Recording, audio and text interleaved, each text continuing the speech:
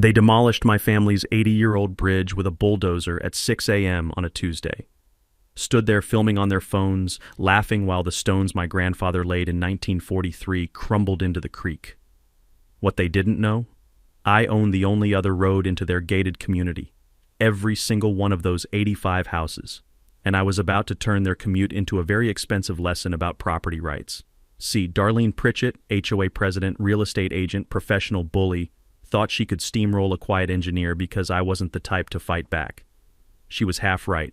I'm not the type to fight back. I'm the type to win. What would you do if neighbors destroyed something your grandfather built with his bare hands? Drop your revenge strategy in the comments, and before we dive in, where are you watching from? Drop your state or country below. Let's see how far this goes. My name is Garrett Sullivan, 54 years old, third-generation civil engineer, living on 127 acres in semi-rural Pennsylvania, 40 minutes outside Pittsburgh. The kind of place where you wake up to creek water hissing over limestone instead of traffic noise. Where your morning coffee comes with the smell of wet oak leaves and diesel from a Dodge pickup that's older than most marriages. The property's been in my family since 1938. My grandfather, Pop Sullivan, bought it during the Depression and built everything himself, including, in 1943, a stone and timber bridge over Blackwater Creek. It connected our land to Old Mill Road, the only route back then to 4 family farms. That bridge wasn't some weekend project. Pops pulled foundation stones from the creek bed, milled the timber himself, forged the iron brackets at the town blacksmith. It took him 8 months. I learned to fish under it as a kid.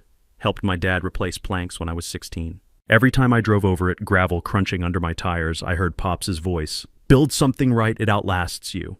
I'm semi-retired now, consulting gigs, some land lease income, widowed 2 years ago, daughter in Oregon, quiet life. The bridge was the last thing I had from Pops. Then, 18 months ago, a developer built Meadowbrook Estates on the old Kowalczyk farm. 85 homes, $600K and up. Gated community with an HOA that thinks it runs the county. They needed a sewage easement across my land during construction. I negotiated, got paid $12,000, everything legal and recorded. Should have been the end of it. Then I met Darlene Pritchett, 62, real estate agent, Tesla Model X, bleached bob, monogrammed everything. Elected HOA president 3 months after moving in, and apparently decided her job was to remake the world in her image. April, she knocked on my door. No call, no warning, and handed me a certified letter. It demanded I remove my bridge in 30 days. Claimed it was an eyesore and a flood hazard per HOA environmental study. I read it twice. Ma'am, that bridge is entirely on my property. Your HOA has zero authority here. She smiled like a kindergarten teacher correcting a slow child. Mr. Sullivan, we have documentation showing it's abandoned county infrastructure. We're asking you to comply with safety regulations. Your study is 4 pages from a landscaping company. There's not one engineer's signature on it. The smile tightened. We'll follow up through proper channels. She left. I threw the letter away. Figured she'd give up. 1 week later, 6:04 a.m., I woke to a diesel engine roaring on my land. Ran outside in boxer shorts and boots, no time for a shirt, and saw a bulldozer ripping through my bridge. Stone cracking, timbers splashing into the creek, dust and smoke everywhere. I screamed at the operator. He waved me off. Lady said it's county demo, got a work order. That's my bridge. He didn't stop. And then I saw them. 3 SUVs parked on my access road. Darlene and 2 HOA board members standing there filming on their phones. One of them laughing. I called 911, hands shaking. The sheriff arrived 40 minutes later. Bridge was rubble. The deputy took a report, said it was a civil matter. I'd have to sue. Darlene handed him a folder, calm as Sunday morning. Officer, we removed a hazard. We actually saved the county a lawsuit. I stood there in my underwear, covered in dust, and realized she didn't see me as a person, just an obstacle to bulldoze through. I walked back to my porch and sat. The smell of crushed limestone hung in the air. The creek ran muddy with debris, and I decided, if Darlene wants to play with property rights, I'll show her what a civil engineer knows about roads. Because I just remembered something very interesting about Old Mill Road. I hired a lawyer the next morning, Mitch Kowalski. Local guy, does land disputes and the occasional DUI. We went to high school together. He took one look at the photos of my demolished bridge and said, Garrett, this is the most clear-cut property destruction case I've seen in 20 years. We filed 2 things, an emergency injunction to prevent further damage and a lawsuit for $78,000 in damages. That number wasn't random. $35K for reconstruction, $25K for historical value, $18K for emotional distress. The sheriff's report was frustratingly vague. Civil matter, no clear criminal intent. But the county building inspector confirmed what mattered. The bridge was 100% on my property, fully legal, and Darlene's crew had 0 permits for anything. Then Darlene's lawyers tried to get clever. They filed a counterclaim arguing my bridge had been in public use for 80 years. People drove over it to access Old Mill Road, so it should have become county property by now, something called adverse possession. When Mitch read their filing, he actually laughed out loud. Garrett, they clearly didn't do their homework. Why not? Because adverse possession only works if the real owner abandoned the property or stopped maintaining it. You've got 30 years of receipts for bridge repairs in your filing cabinet. He was right. I'd kept everything. Every plank replacement, every bag of gravel, every can of wood sealant. My dad taught me that. He used to say, paper trail beats memory in court every single time. We submitted decades of maintenance records, photos of my private property signs, and tax documents showing the bridge was always listed as part of my assessed property value. The judge dismissed their counterclaim in 3 weeks flat. I won't lie, that felt good. But it was just round one. Darlene wasn't the type to back down, not even close. Her HOA doubled down and hired a Pittsburgh law firm, the kind with marble lobbies and lawyers who bill $250 an hour just to read your email. They filed a motion claiming my lawsuit was frivolous and harassment, demanded I pay $50,000 in their legal fees for wasting everyone's time. Then came the settlement offer, hand-delivered by a paralegal in a suit that probably cost more than my truck. The terms, I drop my lawsuit, they drop theirs, and, here's the kicker, they'll generously donate $5,000 to the local Veterans Fund in my grandfather's name. Mitch brought it to me at the diner, slid the paper across the table while I was halfway through a burger. It's a PR play, he said quietly. Makes them look reasonable in front of a judge. We tried to settle, Your Honor. We even offered charity in his grandfather's name. I stared at the number. $5,000. Mitch, my grandfather, spent 8 months building that bridge with his hands. They tore it down in 40 minutes while filming it on their phones, and now they want to slap his name on a charity check and call it even? That's the play. I pushed the paper back. Tell them no. You sure? This could get expensive? I'm sure. That's when Darlene went nuclear. 2 days later, a friend forwarded me screenshots from Meadowbrook's private Facebook group. The HOA had over 200 members, and apparently I was the hot topic. Darlene's post read, local landowner blocking community safety improvements, refuses to cooperate with flood mitigation efforts that could protect your families. Some people care more about old junk than their neighbor's well-being. Another post mentioned me running outside in my underwear and hinted I might be going through something after my wife's death. The comments piled on. Sounds unstable. Why is the county allowing this? Our property values are dropping because of one guy? It spread to next door within hours. Someone started a thread. Is Garrett Sullivan the problem with our neighborhood? I don't do social media. Never have. But watching strangers call me unstable and selfish, people who'd never met me, never heard my side, that stung more than I expected. Lyle called that night. Garrett, you see what they're posting about you? Yeah. You gonna respond? I was on my porch watching the sun set over the creek. The air smelled like incoming rain, that sharp, clean ozone smell mixed with mud from the bank. No. What? Why not? Because responding means I'm playing her game, and I'm not interested in Facebook wars, Lyle. Then what are you interested in?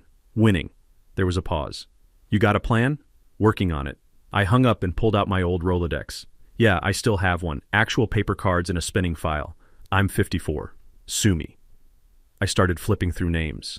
Engineers I'd worked with over 30 years. Surveyors who owed me favors. County clerks who'd been around long enough to remember when handshake deals still meant something. People who knew where the skeletons were buried, figuratively speaking.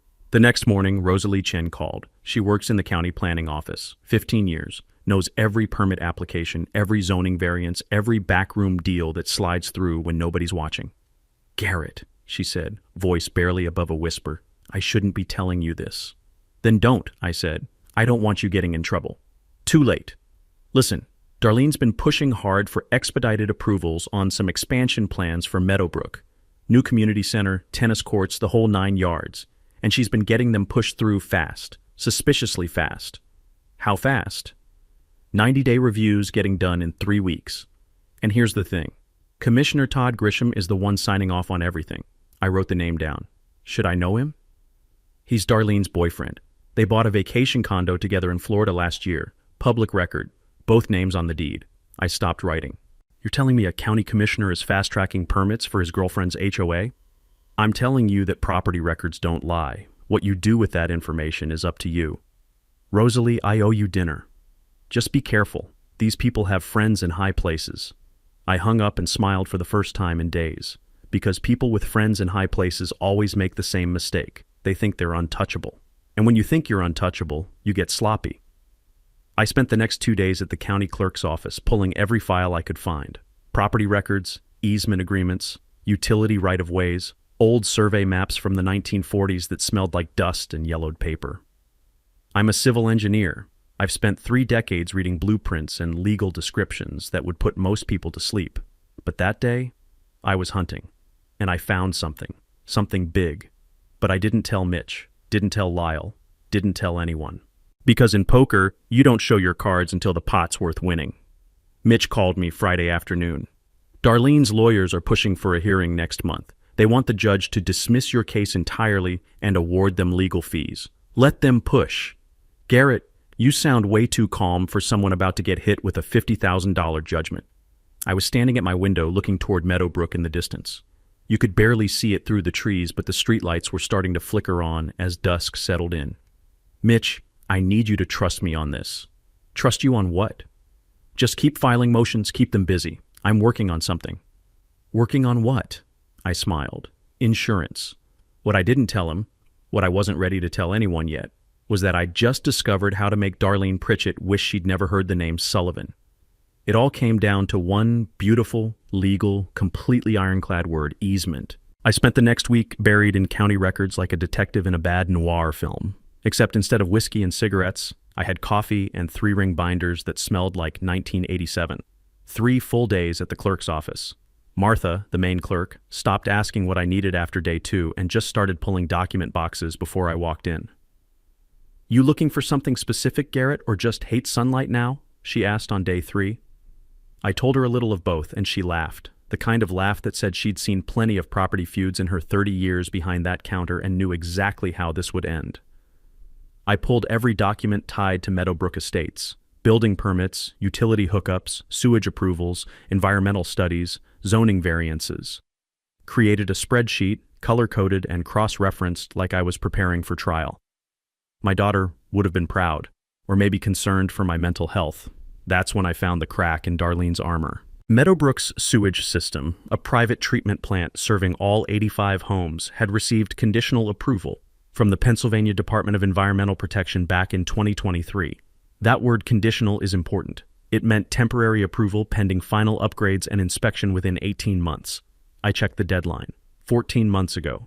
They'd missed it. Then I found 2 extension requests, both approved by the DEP regional office, both with recommendation letters attached. And guess who signed those letters? Commissioner Todd Grisham, Darlene's boyfriend. I leaned back and the chair made that loud government building creak that echoes through rooms built during the Carter administration. Martha, I need copies of all this, she sighed. How many trees we killing today? I grinned. All of them. That night I called Brianna Holt, my former intern, now an environmental engineer in Philadelphia with more credentials than I can pronounce.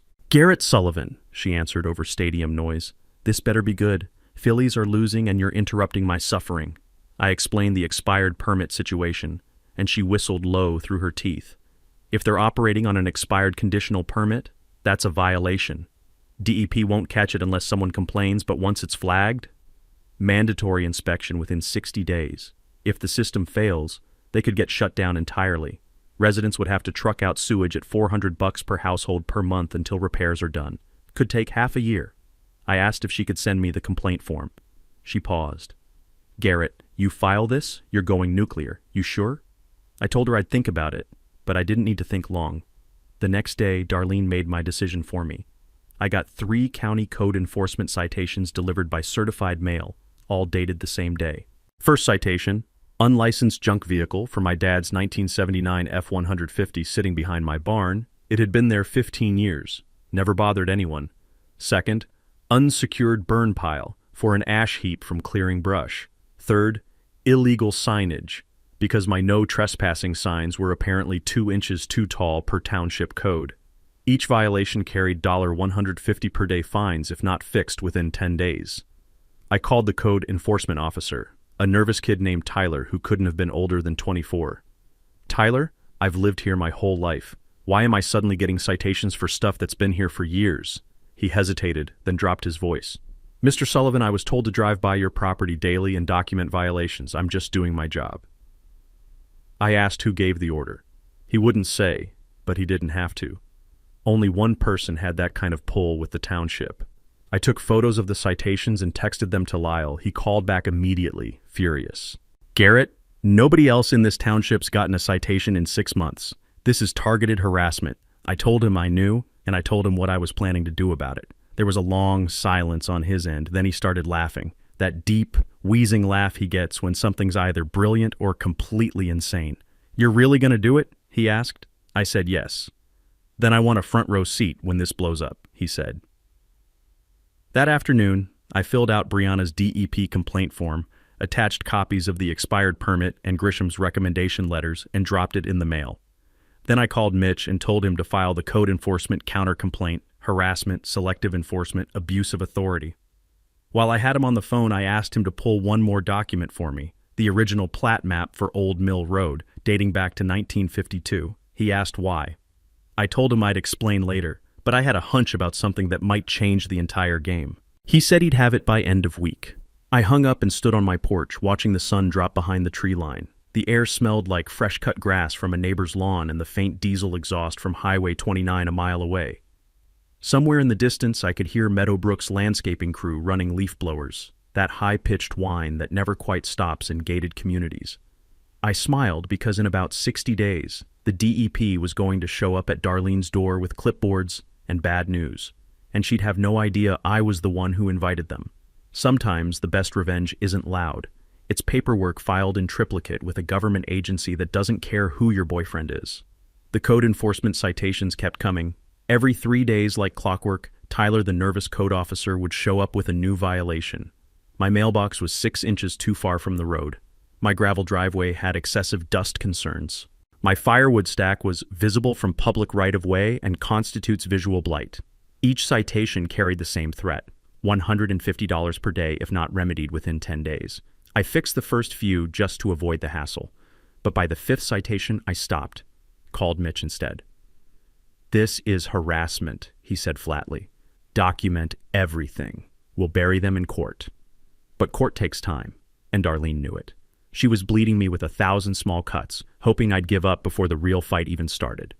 Then I got an unexpected visitor. Sunday afternoon, a man in his early 50s knocked on my door, looking like he'd rather be anywhere else. Mr. Sullivan, my name's Ken Ashford. I live in Meadowbrook. I need to talk to you about Darlene Pritchett. I invited him in, made coffee, and waited. Kent sat at my kitchen table, hands wrapped around his mug, like he needed the warmth.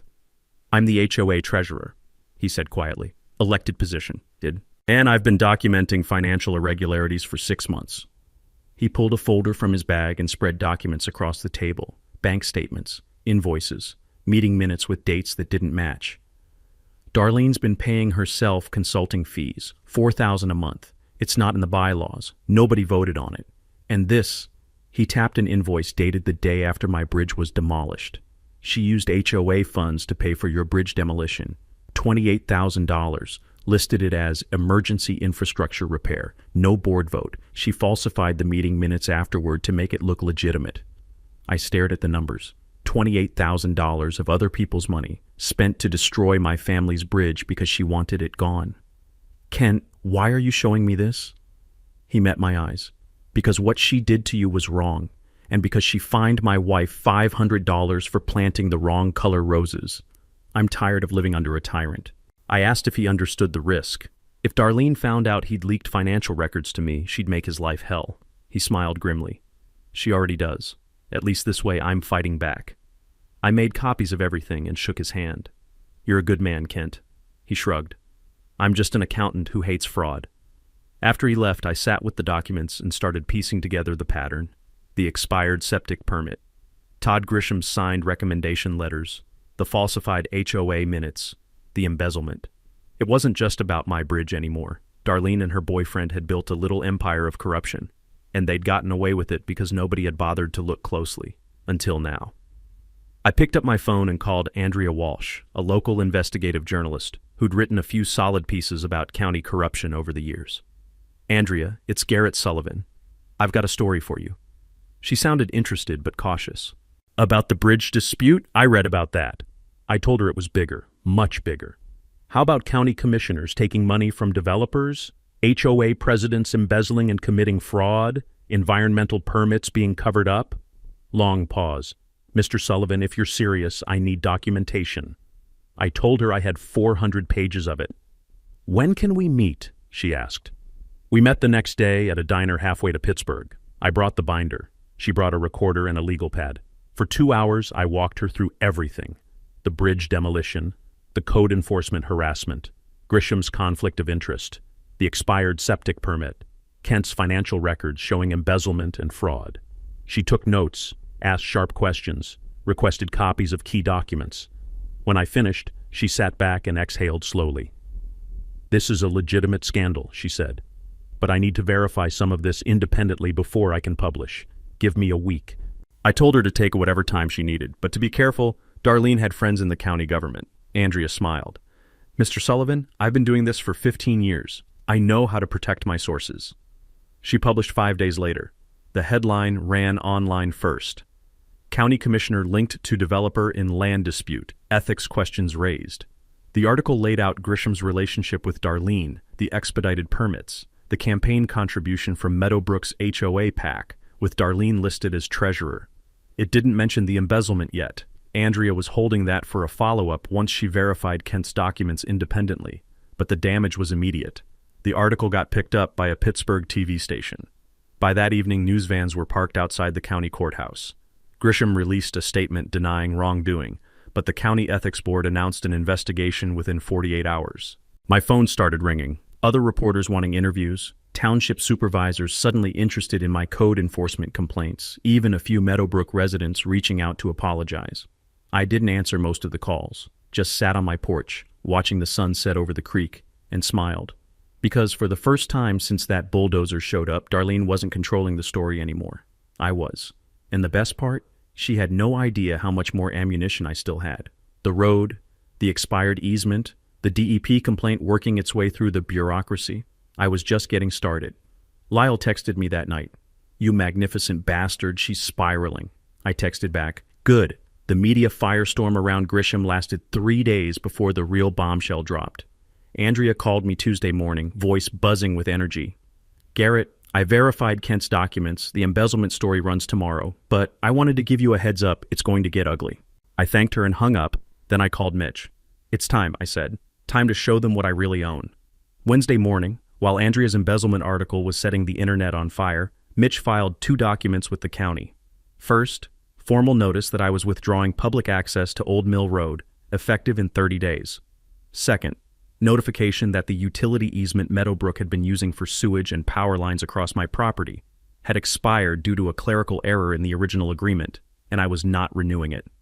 Both documents were public record. Both were completely legal. And both landed like grenades in the middle of Darlene's already burning world.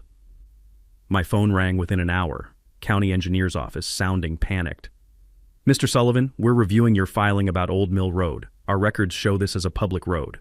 I explained calmly that their records were wrong. The road had never been formally deeded to the county, and I had the 1952 survey documents to prove it. Long silence on the other end, then the sound of papers shuffling frantically. "Sir, if you close that road, Meadowbrook Estates loses its secondary emergency access route. Fire department response time would triple during rush hour." I told him that wasn't my problem. I was simply exercising my legal rights as a private property owner. He said he'd need to escalate this and hung up so fast I heard the phone rattle against the receiver. Then the calls started flooding in. Fire chief, township supervisors, county planning director, everyone suddenly very concerned about public safety and emergency access and community welfare. I gave them all the same answer. The road is private, always has been, and I'm within my rights to restrict access. If Meadowbrook wants continued use, they're welcome to negotiate an easement agreement at fair market rates. One supervisor actually sputtered, "But Mr. Sullivan, you can't just—" I cut him off politely. "Actually, sir, I can. Check the deed records." By noon, the story had leaked to reporters. Andrea called again, barely containing her excitement. "Garrett, is it true you own the only alternate route into Meadowbrook?" I confirmed it. She laughed, that sharp, disbelieving laugh journalists get when a story gets better than they imagined. "This is incredible. They destroyed your bridge and you own their backup road? That's almost poetic." I told her it gets better. Their sewage and power easement had also expired, meaning they'd been running utilities across my land illegally for months. She asked if I was really going to cut off their access. I said I hadn't decided yet, but fair compensation for use of my property seemed reasonable. "What's fair compensation?" she asked. I leaned back in my chair, heard that satisfying creak of old wood. A rebuilt bridge would be a good start. The panic inside Meadowbrook was immediate and total. Emergency HOA meeting called for Thursday night. Kent texted me updates in real time, residents shouting, some demanding Darlene resign, others talking about lawsuits, a few already calling real estate agents to list their homes before property values tanked. The meeting recording leaked to me by Friday morning, probably from 3 different sources. I sat in my truck in the driveway listening to it, windows down, afternoon sun warm on my arm, and the smell of cut hay drifting in from a neighbor's field. Darlene's voice came through shaky and defensive, trying to calm 85 panicking homeowners. "This is a legal technicality. Our lawyers are handling it. There's no real threat." But a resident cut her off, voice shaking with fury. "You told us everything was handled. Now we find out our president embezzled HOA funds and we might lose sewage service?" Another voice, older and frightened. "My mother is 78. What happens if there's a medical emergency and ambulances can't get through because you pissed off the wrong neighbor?" Darlene had no good answers, just stammering excuses and empty promises. And me? I sat on my porch that Friday evening, watching the sun sink behind the trees, the sky going orange and purple like a bruise, the creek making that gentle rushing sound it always makes when the water's high. I felt something I hadn't felt in months. Control. Not revenge yet, just the simple, satisfying knowledge that I held every card that mattered. Infrastructure is power. Roads, utilities, access, these aren't luxuries. They're necessities. And I owned them all. My phone buzzed. Text from Lyle. "Bro, Meadowbrook Facebook group is melting down. This is better than any poker game we've ever played." I smiled and typed back, "Game's not over yet. Now comes the fun part." Saturday morning, my kitchen became a war room. 5 people showed up by 9 a.m., and the smell of fresh coffee mixed with the nervous energy of people about to plan something that could either be brilliant or completely backfire. Mitch sat at the head of my kitchen table with legal pads stacked like ammunition. Lyle leaned against the counter grinning like a kid on Christmas. Rosalie from the county planning office brought her laptop and a flash drive that she definitely wasn't supposed to have. Judge Harlan Meeks, retired 76, still sharp as a tack, sat reading through documents with glasses perched on his nose. And Brianna Holt, my former intern turned environmental engineer, had driven up from Philadelphia with a folder full of DEP regulations thick enough to kill someone. "All right," Mitch said, clicking his pen in that rhythm he does when he's thinking. "Let's talk endgame. Garrett's got leverage, the road, the expired easement, public sympathy, Darlene under investigation for embezzlement. Question is, what do you actually want?" I'd been thinking about this for days. Not revenge, not to hurt innocent people, just justice. "I want my bridge rebuilt," I said. "Historically accurate, proper materials, done right. I want a written apology from the HOA published in the local paper. I want fair compensation for the easement going forward, market rate, not whatever lowball number they'll try. And I want Darlene Pritchett out of the HOA presidency." The room went quiet for a second. Then Judge Meeks looked at me over his glasses. "Son, that's all reasonable. But here's what you need to understand. If you push too hard, you become the villain. Judges and juries remember vindictive winners. You need to give them a way to save face, barely an inch, but something."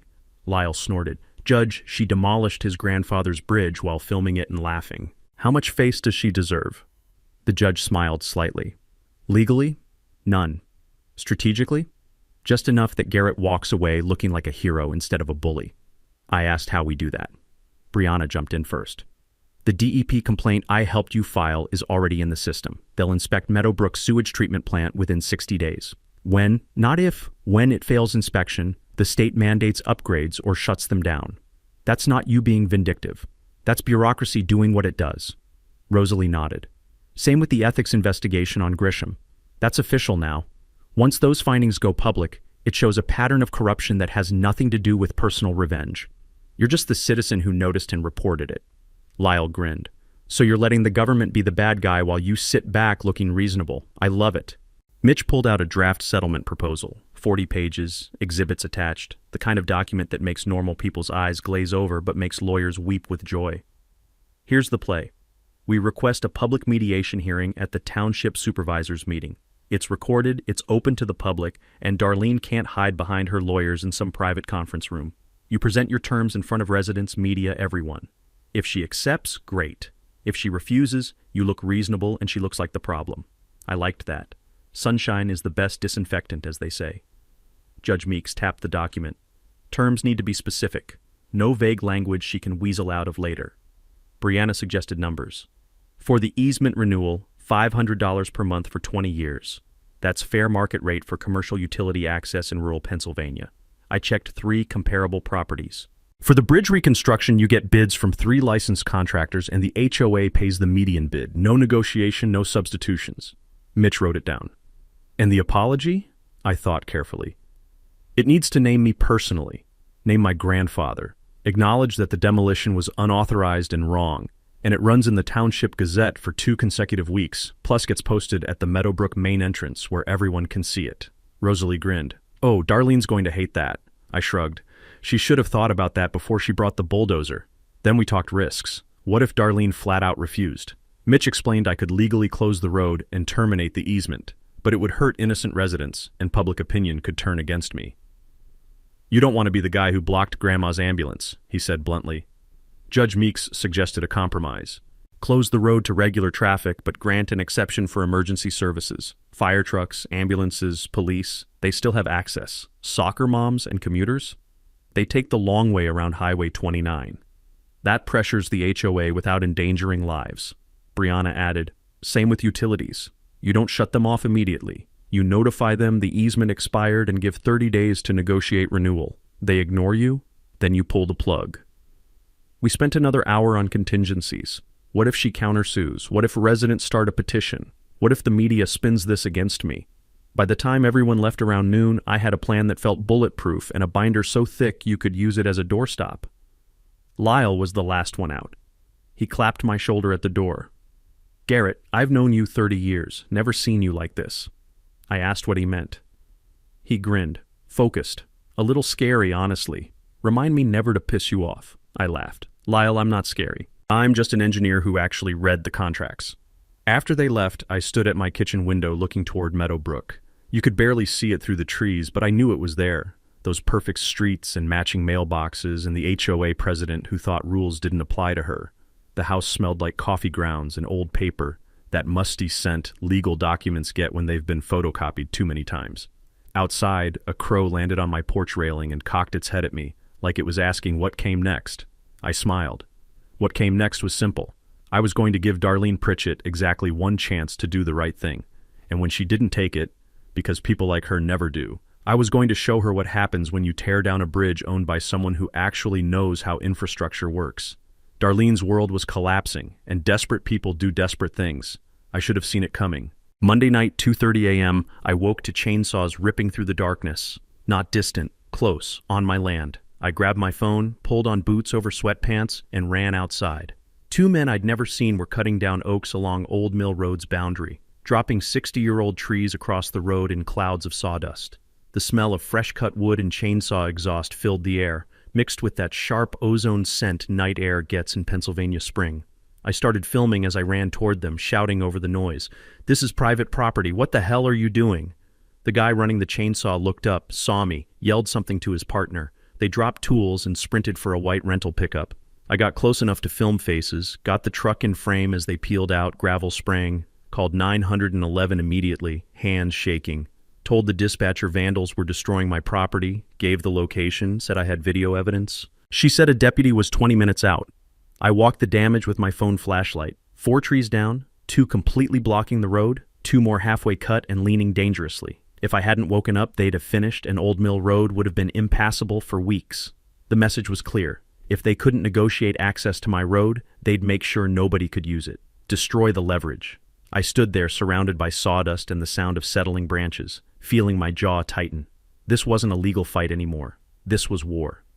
Deputy Collins arrived 40 minutes later, same guy who'd handled my bridge demolition. He walked the scene, took photos, watched my video 3 times. "Garrett, this is criminal mischief minimum, possibly conspiracy. You pressing charges?" I asked if he could ID them from the footage. He zoomed in on a frame showing the truck's rental company logo. "I'll run it down." Then he pointed at something I'd missed, a work glove dropped in the rush to escape. He bagged it. "Might get prints. Watch your back, Garrett. You've made enemies." Collins called the next morning. "Ran the rental. Paid for with a credit card belonging to Marcus Pritchett." I asked who that was. "Darlene Pritchett's son, 29, works in her real estate office." There it was. I asked if we could charge him. Collins hesitated. "We can prove he rented the truck, that's it. Unless one of those guys testifies Darlene ordered it, we can't tie her directly." I asked his advice. "Honestly, save it. If you press charges now, it becomes a criminal case, ties up your civil suit for months. But as leverage in negotiations, it's dynamite." I called Mitch immediately. He listened, then started chuckling, that dark lawyer laugh that means someone screwed up badly. "Garrett, don't use this yet. Save it for mediation. When Darlene's sitting across from you in front of the township, media, everyone, you calmly present this video. You don't even accuse her, just explain that her son rented the truck used to commit a crime on your property. Let people draw their own conclusions." I smiled for the first time since the chainsaws woke me. "Chess, not checkers," Mitch agreed. "And right now, you're 3 moves ahead." But Darlene wasn't finished. Over the next week, things got weirder. Anonymous calls, someone breathing, then hanging up, 5 times in 3 days. My truck got egged while parked at the diner, yolk dried into the paint in the sun. Then Thursday morning, I found a dead raccoon on my porch, positioned deliberately, clearly left as a message. None of it was prosecutable, but it was designed to scare me, make me back down. Lyle came over that evening, saw the raccoon situation, shook his head. "She's spiraling. This is what bullies do when they lose. They lash out." I asked if it would escalate. He met my eyes. "Probably. But you've got cameras, documentation, law on your side. She's got desperation. I know which hand I'd rather hold." Friday, I attended the township supervisors meeting, sat in back, said nothing. But my presence was noticed. During public comment, 3 Meadowbrook residents complained about me, holding the community hostage, endangering public safety. One even suggested eminent domain to seize my road. The supervisors asked if I wanted to respond. I stood, kept my voice level. "I'm not holding anyone hostage. I'm exercising property rights. If Meadowbrook wants access, they can negotiate through my attorney. But I'm not giving away what I own for free, especially not to people who destroyed my family's bridge." I sat down. One supervisor nodded. "Mr. Sullivan, we're scheduling a public mediation hearing 2 weeks from today." I thanked him and left. Walking to my truck, I spotted Darlene's Tesla 3 spaces over. She sat in the driver's seat staring at me through the windshield. We locked eyes. She didn't look angry anymore. She looked terrified. Good. In 2 weeks, in front of everyone, I'd lay out exactly what she'd done, what it cost, and what it would take to fix. And there'd be nowhere left to hide. The week before mediation, everything accelerated. Sunday afternoon, Kent knocked on my door looking like he'd aged 5 years overnight. "Garrett, we need to talk. Now."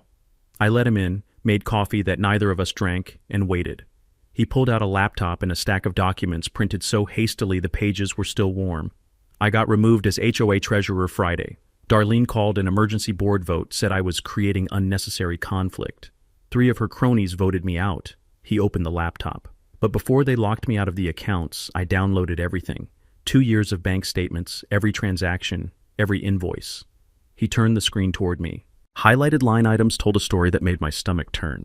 Darlene had been paying herself consulting fees, $4,000 a month for 18 months.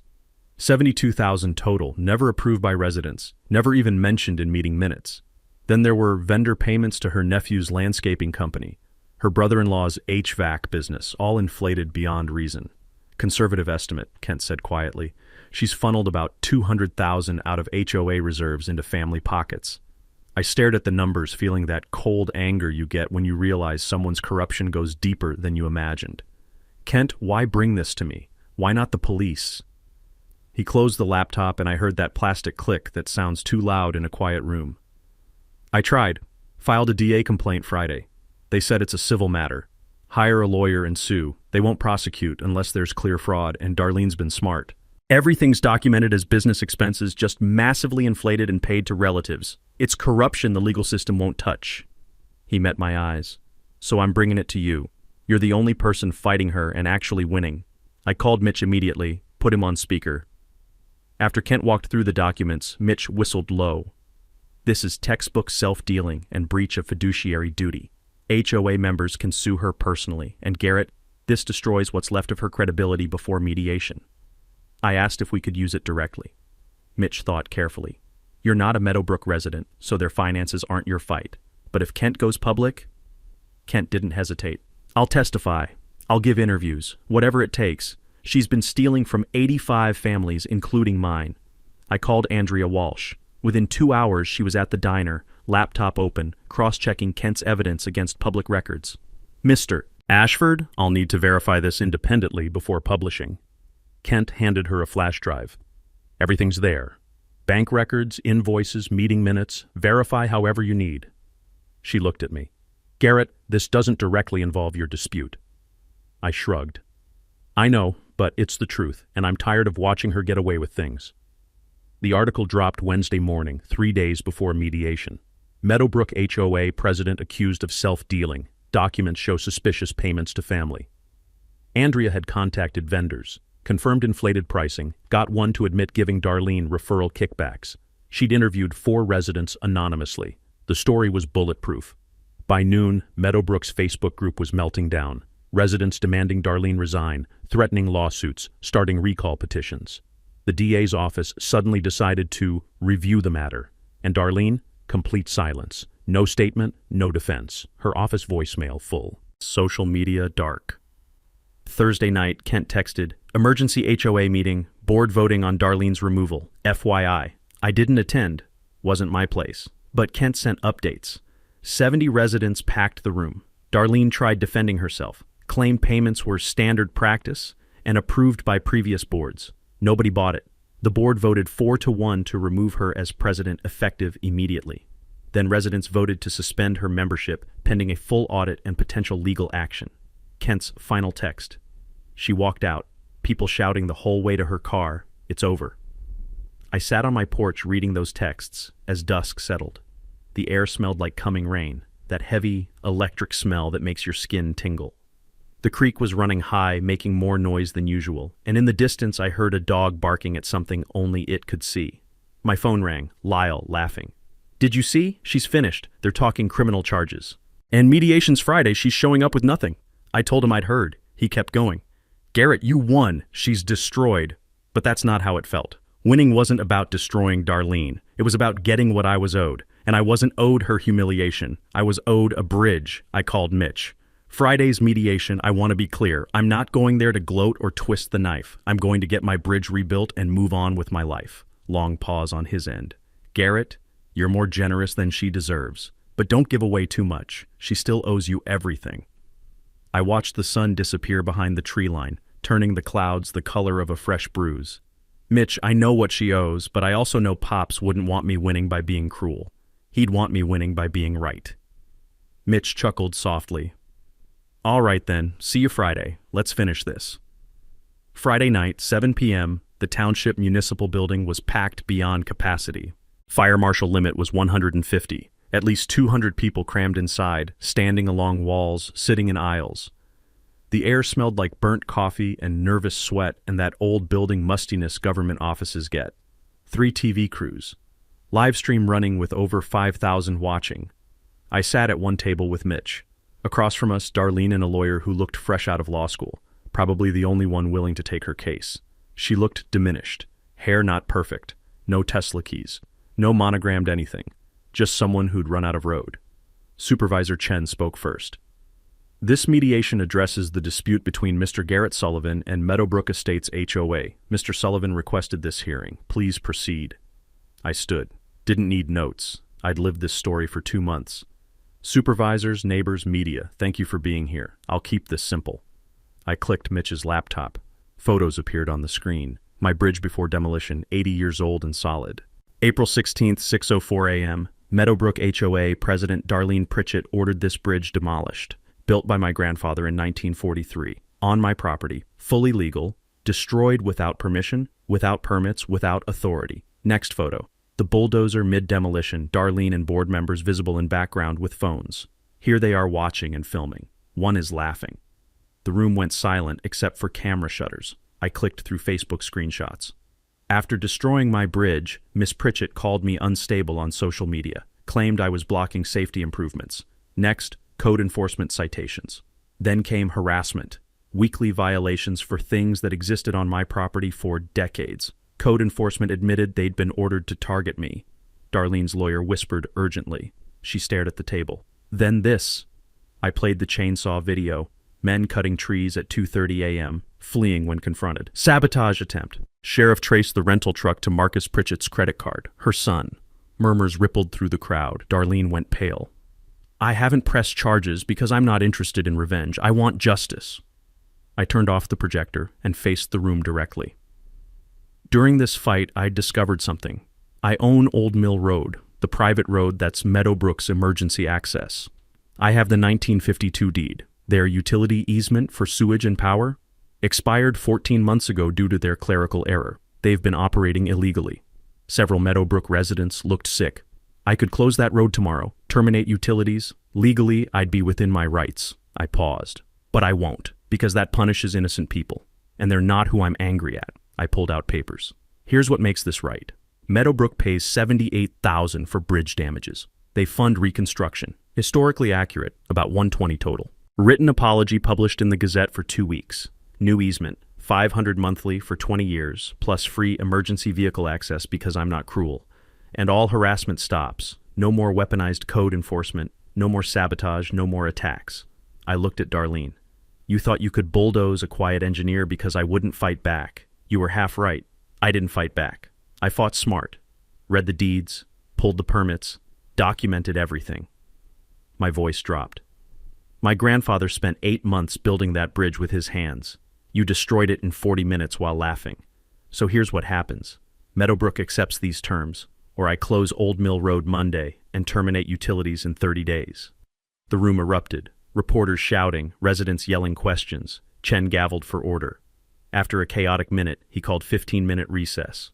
Darlene and her lawyer huddled in the corner. I sat down, hands steady for the first time in weeks. When we reconvened, Meadowbrook's interim board president, a nervous accountant named Patterson, stood. Mr. Sullivan, the interim board has reviewed your terms. We accept. All of them. We'll have formal documents prepared by Monday. He looked at Darlene with something like disgust. And on behalf of the community, I apologize. What happened to your bridge was wrong. What happened after was worse. We'll make it right. Supervisor Chen nodded. Miss Pritchett, do you have anything to add? She stood slowly, face blank. For a moment, I thought she might apologize. Instead, she said quietly, I acted in what I believed were the community's best interests. That was it. No apology, no acknowledgement, just deflection. Chen's expression hardened. The terms are accepted. This mediation is concluded. The room exploded. Reporters rushing forward. Residents mobbing Patterson with questions. Cameras everywhere. I stayed seated, watching Darlene walk toward the exit. People moved aside like she was contagious. At the door, she turned and looked at me one last time. I didn't look away. Didn't gloat. Just held her gaze until she left. Outside in the parking lot, the night air was cool and clean, smelling like fresh-cut grass from the township lawn. Lyle was waiting by my truck, grinning. You did it, man. You actually did it. Mitch clapped my shoulder. Garrett, in 30 years of law, I've never seen someone dismantle an opponent that thoroughly without raising their voice. I looked up at the stars. Clear night. Milky Way visible like spilled salt. I didn't dismantle her, Mitch. She dismantled herself. I just showed everyone the receipts. We stood there a moment. Then I climbed in my truck, drove home, sat on my porch, and for the first time since that bulldozer showed up, I felt something close to peace. The settlement documents were signed by Wednesday. $78,000 in damages hit my account by Friday. The written apology ran in the Township Gazette the following week, half a page, formal and stiff, signed by Meadowbrook's interim board. Darlene's name was conspicuously absent, but everyone knew. The second week it ran, someone posted a photo of it on the Meadowbrook entrance sign. It stayed there for 3 days before anyone took it down. Bridge reconstruction started in early June. I hired a local stonemason recommended by the Historical Society, guy named Vernon, who'd restored 3 covered bridges in the county and understood what historically accurate actually meant. We used stones pulled from the creek, same as Pops had done, plus new timber milled from oaks on my property. The design was an exact replica of the 1943 bridge, but engineered to modern safety standards. Cost came in at $118,000, under budget. Vernon said that never happens, but I think he undercharged because he believed in what we were building. On a Saturday in July, I invited the township to a stone setting day volunteer event where people could help place stones under Vernon's supervision. I expected maybe 20 people. 67 showed up. Families with kids, retirees, a handful of Meadowbrook residents who wanted to be part of fixing what their HOA had broken. We worked from 8 a.m. to 4 p.m., and someone organized a potluck lunch on my lawn. Fried chicken, potato salad, pies that disappeared faster than I could count. Kids painted decorative stones for the approach path. One little girl, maybe 7, asked why the bridge mattered so much. I told her my grandfather built it so people could help each other, and that's what bridges are for. She nodded like that made perfect sense and went back to painting flowers on her rock. The dedication ceremony happened in September. Small plaque installed on a limestone post. Sullivan Bridge, built 1943 by William Pops Sullivan, rebuilt 2025 by the community. My daughter flew in from Oregon with my 2 grandkids, ages 5 and 3. Judge Meeks gave a short speech about legacy and accountability that made half the crowd tear up. When it was my turn to speak, I kept it brief. Pops always said a bridge connects people. This one almost divided us, but in the end, it brought us together. That's what he would have wanted. My granddaughter ran across the bridge laughing, and that sound, her joy mixed with the creek rushing below and the smell of fresh oak planks, that was the moment I knew we'd done it right. The bigger impact came later. I established the Pops Sullivan Trade Scholarship, annual $5,000 award for local high school graduates pursuing civil engineering, construction trades, or skilled labor. Funded it with $100,000 from the settlement in my savings, set up as a perpetual trust. First recipient was Kent's daughter, 17, wants to be a surveyor. At the award ceremony, she told me her dad talks about integrity now, about standing up when things are wrong. Said watching him help me gave her courage to speak up about things she sees. That hit me harder than I expected. Meadowbrook reformed too. New board, elected by residents, implemented transparency rules, monthly financials published online, all votes recorded, independent audits annually. Several residents thanked me personally. You saved us from worse corruption down the line, one said. I didn't feel like a savior, just felt like someone who'd refused to let a bully win. The county updated permit tracking systems after my case exposed how things had slipped through. Old Mill Road got an official historical marker from the township. And Darlene? She moved away 3 months after mediation. House sold at a loss. Last I heard, she was in Arizona. I don't think about her much anymore. 6 months after the bridge dedication, on a cold March morning, I'm sitting on my porch with coffee, watching sunrise paint the creek orange and gold. My phone buzzes. Text from Patterson, Meadowbrook's president. Mr. Sullivan, spring potluck is Saturday. You're invited as guest of honor. No pressure, just wanted you to know you're welcome. I smile and type back, I'll bring potato salad.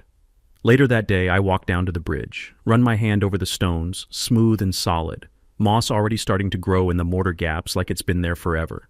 A pickup truck crosses, driver waves. I wave back. This is what Pops meant about building things that last, not just the stone and timber, the connections, the trust, the knowledge that when someone tears something down, a community can choose to build it back better. Now here's my question for you. Have you ever dealt with an out-of-control HOA, a corrupt board, or a neighbor who thought they were untouchable? Drop your story in the comments. I want to hear how you fought back. And if you're currently in a battle like mine, tell us where you're stuck. This community has your back. If you loved watching justice happen, hit that subscribe button and ring the bell, because we've got more stories of underdogs beating the system. Share this with someone who needs to see that you can win when you're on the right side of the law and the deed. Let's make sure every bully out there knows you can't win when you're wrong and someone's paying attention. Next time, a landlord tries to evict a tenant for unauthorized repairs. Big mistake. Turns out the tenant is a licensed contractor and the building has 47 code violations. You won't believe how this ends. See you then. That's a wrap for today's episode on HOA Stories. If you enjoyed watching Karma in action, smash that like button, comment your thoughts, and let us know if you've dealt with HOA madness too. Subscribe so you won't miss the next HOA meltdown we post.